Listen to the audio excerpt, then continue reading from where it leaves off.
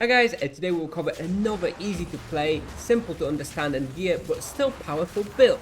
Today we're looking at the Physical Poison Pathfinder. And in this build we will utilize one button playstyle with the gas arrow ability, which is really excellent ability to easily apply poisons all over your screen and just have a very satisfying poison playstyle.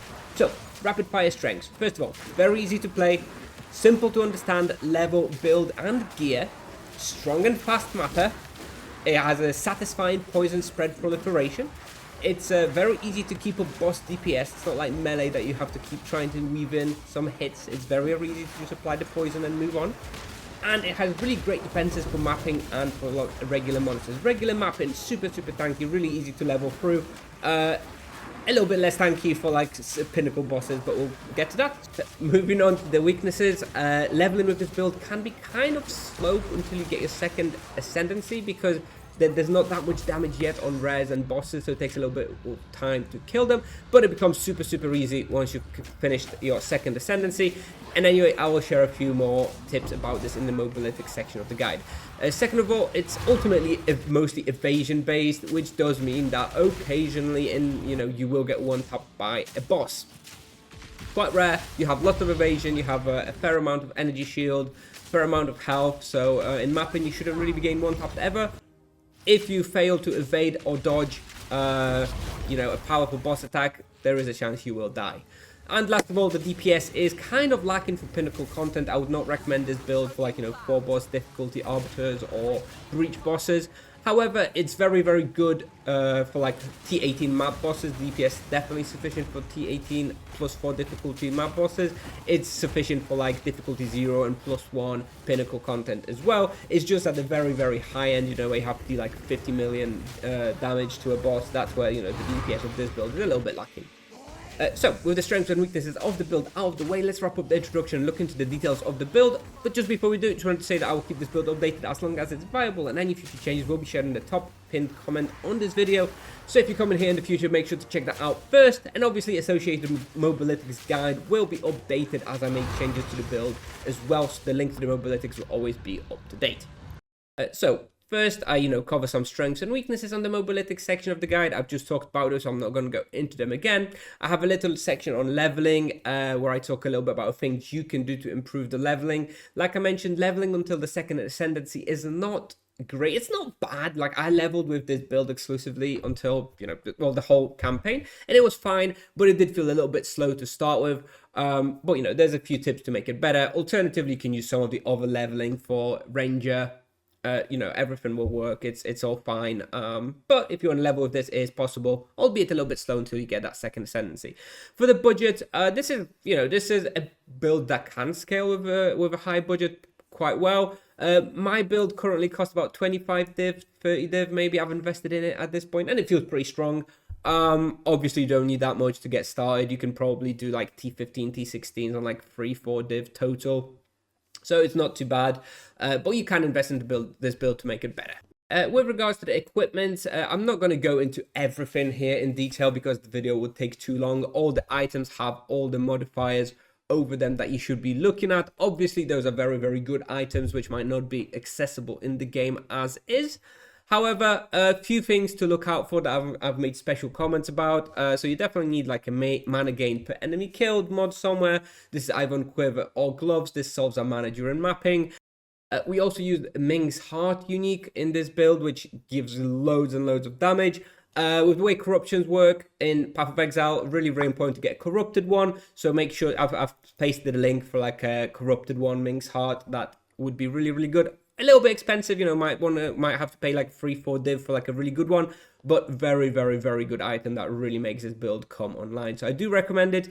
At the very high end, once you've really scaled everything there is to scale, you can actually consider removing Ming's Heart. And if you're not doing pinnacle content, just remove Ming's Heart and just replace it with like a rare ring to improve your survivability. That is also an option because the damage does scale pretty well.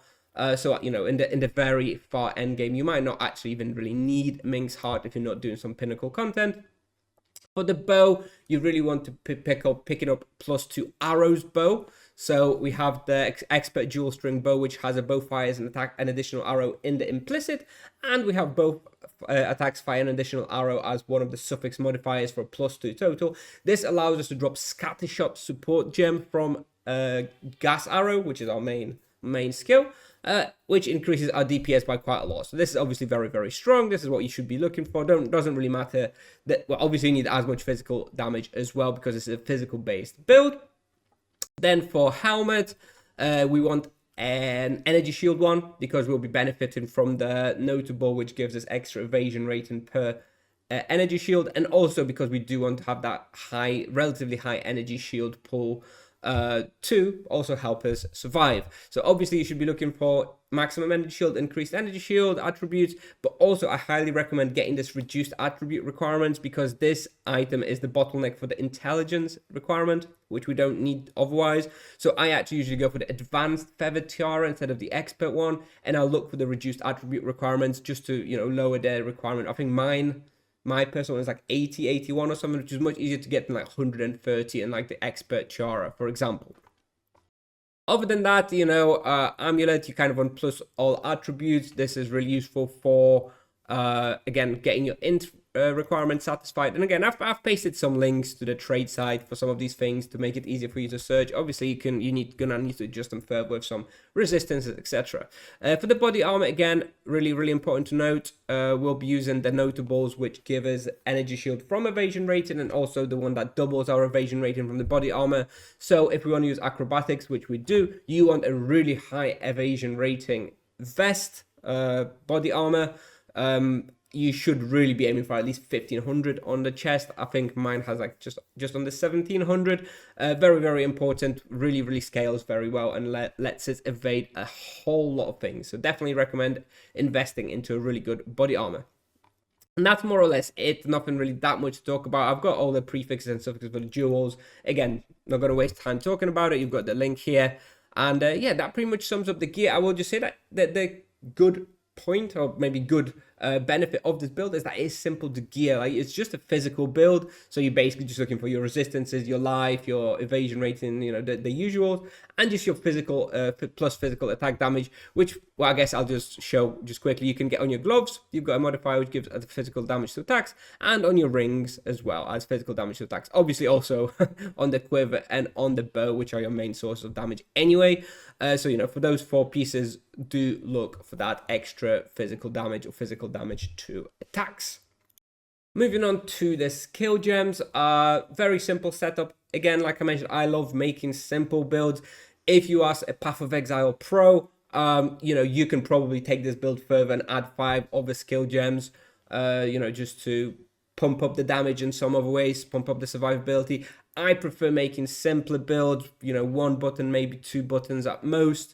And this is my take on a poison Pathfinder, as simple as possible. So we've got the gas arrow.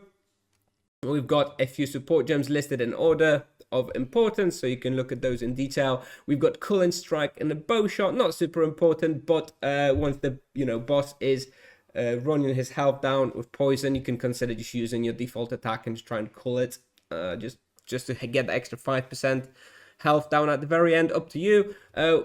For mapping, we just use gas arrow. We just run around using gas arrow. We also have Despair Curse, which you can use on bosses if you wish. Not strictly necessary, but is a decent DPS boost. So you can consider using it as your second button. Apply it every few seconds, and that's it. And then we're using 3 spirit gems just to sort of use up our spirit and help us survive. So we're using Ghost Dance, which recovers energy shield equal to 5% of your evasion. In my case, I have about 7,000 evasion after applying acrobatics, which gives me about 350 energy shield recovery per stack of Ghost Dance. I have about 1,000 energy shields, so 3 stacks get me up to full energy shield, works pretty well. Really, really good. Really extra layer of survivability. We have Wind Dancer, which increases our evasion rating. Also really, really good. Obviously self-explanatory. You definitely want to be running this. And we've got Herald of Plague, which just in general helps us with our mapping. Useless on bosses. So you could, if you know, for bossing, you could consider switching this off and putting some maybe extra health regen or something like that. Or maybe some other spirit gem if you think there's a better one to be had. But this is very, very solid for mapping. Really does help us kill off the rares, etc. Not too much really to mention here. I've got some comments. You can read those if you want. I will mention definitely that in campaign, you want to be using Scattershot with the gas arrows. Scattershot is very, very strong. Really helps with clear. So yeah, definitely be sticking that in. And you can remove that as soon as you've got the +2 arrow bow. And I guess maybe one final comment here as well. Ghost Dance, level of Ghost Dance is not super important. You should get whatever level you can get with your int. Obviously, you don't want to be using too much intelligence just for this because it's not that important.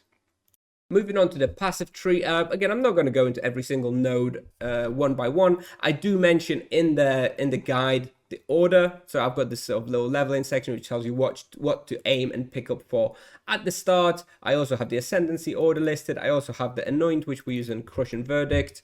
But yeah, I mean, you can. It's a pretty simple tree, I think. We pick up some of the main poison ones, stacking toxins. Like basically, you want to have as many poisons being applied on an enemy as possible. So stacking toxins is very good. Then in the top right, we have escalating toxins and building toxins, all very, very good. For defenses, as I mentioned previously, we're using subterfuge mask to get extra evasion rating from that energy shield helmet. We've got this bestial skin, which gives us increased evasion rating from equipped body armor, very, very strong. And this one, which gives us maximum energy shield per 12 evasion rating on equipped body armor. And then we just have a bunch of generic damage stuff. We've got a good one for quiver. This is a very, very strong cluster. Gives us total of, 80% extra bonuses from equipped quiver. Very, very strong, especially really worth investing into a strong quiver to get the most from this. Then we have acrobatics, which can evade or hit 7 and has 70% less evasion rating. This is very strong for bossing.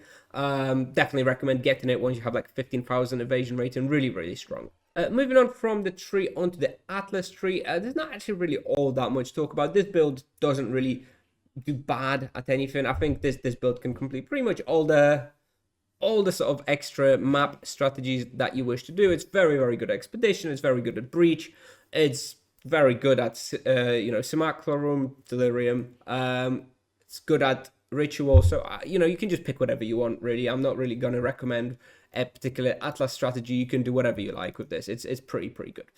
Yeah, and this pretty much sums up everything I want to talk about in this video. I guess just as a summary, like I mentioned, the key goal of this build is to provide a very easy to play, simple to understand Poison Pathfinder build. I think you're going to struggle to find a simpler Pathfinder that can just go through mapping and just destroy everything. It's very, very fun, very, very easy to play. So I've really enjoyed it. There are ways to make it better. There are ways to, do like a crit poisonous concoction build, which I know is insane, but it's a lot more complicated. But yeah, this sums up what I did want to say in this video. So if you haven't already, please consider subscribing to the channel. It helps me out a ton, especially as a new Path of Exile content creator. Anyway, thank you very much for watching. If you have any questions, do not hesitate to ask either in the comments down below or by reaching out to me in Discord or even in game. I'll be happy to help you out. Anyway, I'll play you a few showcases now if you're still interested, and I will see you in the next video. Bye bye.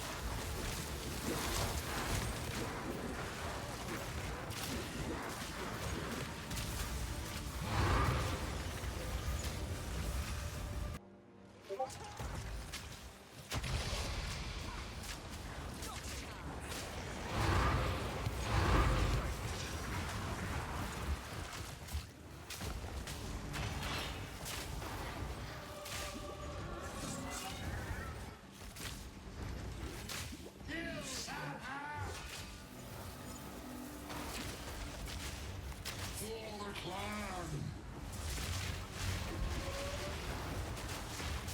For the clan!